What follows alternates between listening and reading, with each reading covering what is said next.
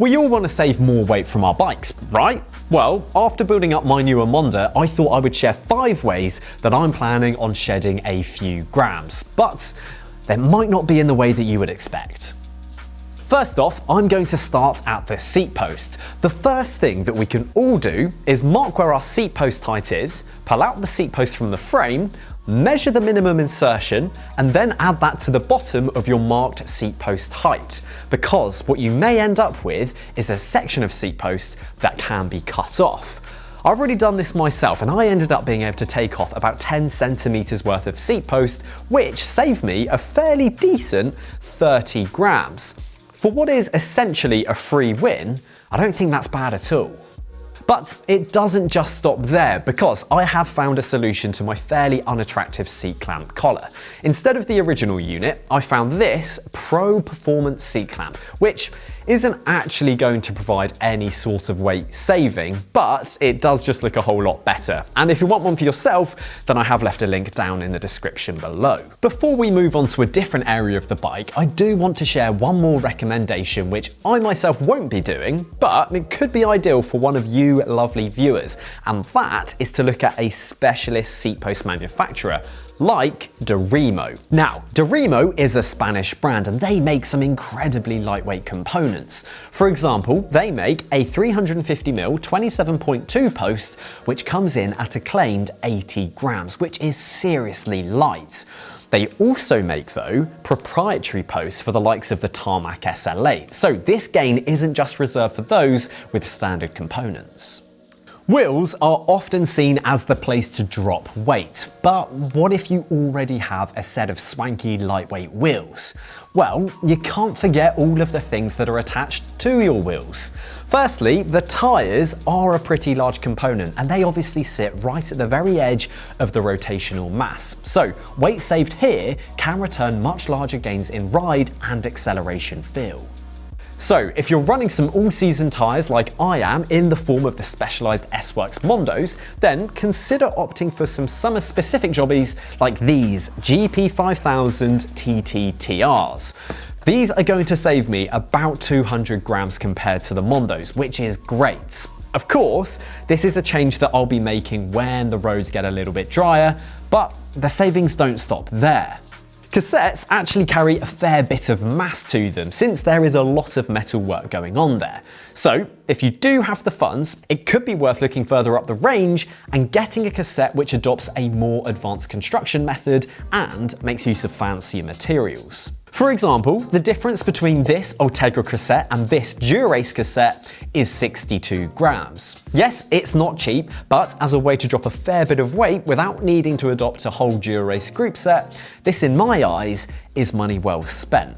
I have also done some digging and found a pretty decent price on a Dura-Ace cassette, which I've linked down in the description.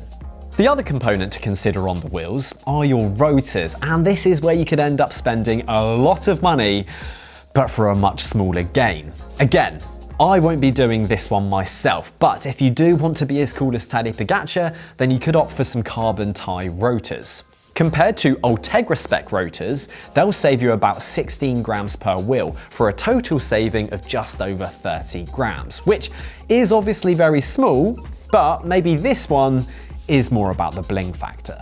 Saving money and weight don't always go hand in hand, but when we look at the cockpit of the bike, there is an opportunity to do just that. I've been running the Garmin Edge 1040 Solar for nearly a year and a half now, but despite the vast amount of functionality that this thing provides, you just cannot escape the size of it. So, downsizing to a 540 or an 840 will not only be a cheaper option, but it reduces the weight by nearly 46 grams, and that's not bad at all.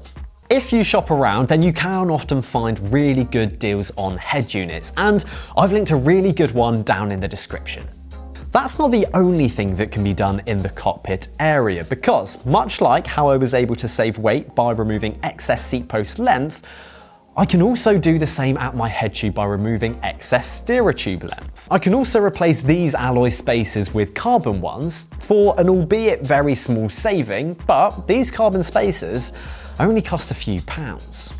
For those of you running integrated computer mounts, like the one that comes with the Roval handlebars, it could be worth investing in a 3D printed option instead. For the real weight weenies out there, some aluminium mounts can actually weigh significantly more than a 3D printed equivalent. If we take the Roval one as an example, the standard unit weighs 53.3 grams, while a 3D printed alternative comes in at 26.1 grams. That is certainly an easy win, and again, can often be cheaper. There are other things that most of us can do to help shave weight off our bikes, like adopting a carbon bottle cage. Thankfully, these no longer have to be super expensive.